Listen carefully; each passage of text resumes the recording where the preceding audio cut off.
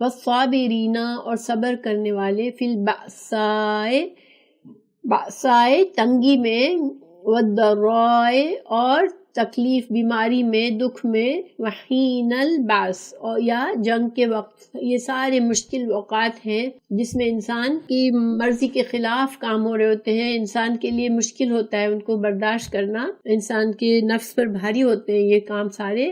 لیکن ان سارے موقعوں پر انسان صبر کرے اور اللہ پر توکل کرے اور بھروسہ کرے کہ اللہ سبحانہ وتعالیٰ نے اس زندگی میں ہم سے آزمائش کا وعدہ کیا ہے،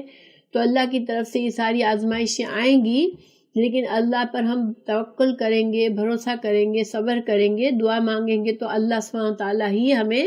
ان مشکلات سے نکالے گا۔ اس ایسے موقع پر انسان صبر کیا ہے کہ بہت واویلا نہ کر دے، ہر کسی سے شکایت نہ کرے، اللہ سبحانہ وتعالیٰ کے بارے میں برا گمان نہ کرے، زبان سے ایسے الفاظ نہ کہے جس سے اللہ ناراض ہوتا ہے،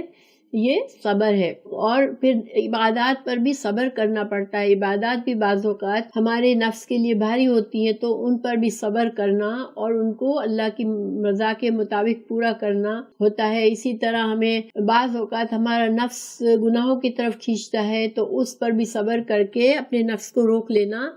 تو یہ سارا صبر، ہر حالات میں صبر جو ہے وہ ایمان کے ساتھ ساتھ ہے۔ اگر تمہارے دل میں ایمان ہے تو تمہارے اندر صبر کی کوالٹی بھی تم کو پیدا کرنی ہوگی۔ ایک تو نیچرلی ہوتا ہے انسان کے اندر، اللہ تعالیٰ نے صبر، بعض لوگوں کو قدرتی صبر زیادہ ہوتا ہے اور بعضوں کو کم ہوتا ہے، لیکن صبر ایسی کوالٹی ہے کہ انسان محنت سے اس کو اپنے اندر پیدا کر سکتا ہے، پورے کانشیس کے ساتھ۔ اگر انسان دعاؤں سے، محنت سے انسان